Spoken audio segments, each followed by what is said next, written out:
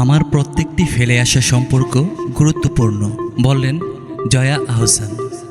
জাতীয় চলচ্চিত্র পুরস্কার প্রাপ্ত অভিনেত্রী জয়া আহসান দেশের সীমা পেরিয়েও ওপার বাংলায়ও অভিনয় ও রূপের দ্যুতি ছড়িয়েছেন। উপহার দিয়েছেন বেশ কিছু জনপ্রিয় সিনেমা। এর মধ্যে ওপার বাংলার দর্শকদের ভালোবাসা যেমন পেয়েছেন, তেমনি কাজের স্বীকৃতিস্বরূপ প্রাপ্তির ঝুলিতে রয়েছে বহু পুরস্কার। ব্যক্তিগত জীবনে মডেল অভিনেতা ফয়সাল আহসানের সঙ্গে গড় বেঁধেছিলেন জয়া আহসান, কিন্তু 2012 সালে ভেঙে যায় তাদের 14 বছরের সংসার। তারপর থেকে সিঙ্গেল জীবনযাপন করছেন জয়া। বর্তমানে কলকাতায় অবস্থান করছেন তিনি। সম্প্রতি ভারতীয় গণমাধ্যম আনন্দবাজার.comকে দেয়া এক সাক্ষাৎকারে নিজের ব্যক্তিগত জীবন, সম্পর্ক, শৈশব এবং মায়ের সঙ্গে তার বিশেষ বন্ধন নিয়ে খোলামেলা আলাপ করেছেন। জয়া জানিয়েছেন, তার প্রথম কানের দুল এখনও সযত্নে রাখা আছে।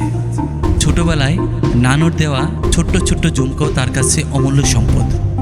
অভিনেত্রীর ভাষ্যে, আমার সব কিছুতে নানুর একটা বড় ভূমিকা রয়েছে। সেই প্রথম আমার জন্য একটা শাড়ি কেনা হলো, তখন আমি সপ্তম কি অষ্টম শ্রেণী। আমার নানু মানে টাঙ্গাইল থেকে শাড়ি কিনে দিল। সেদিন প্রথম মনে হলো অফিসিয়ালি আমি বড় হয়ে গেছি। ব্যক্তিগত সম্পর্কের জটিলতা আরও বেড়েছে, এ বিষয়ে আপনার কি মত?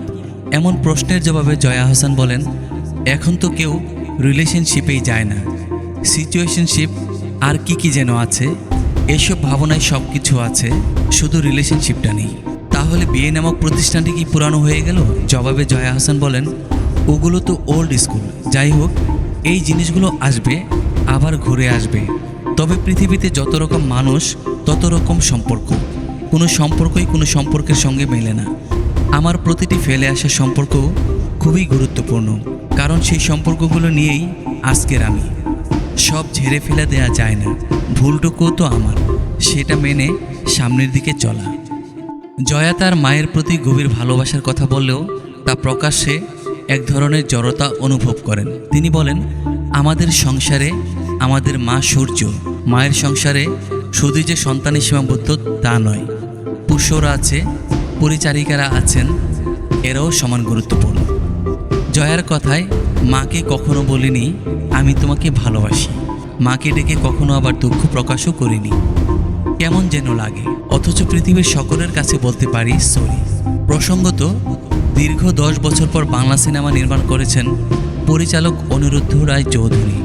ডিয়ার মা শিরোনামের এই সিনেমায় অভিনয় করেছেন জয়া।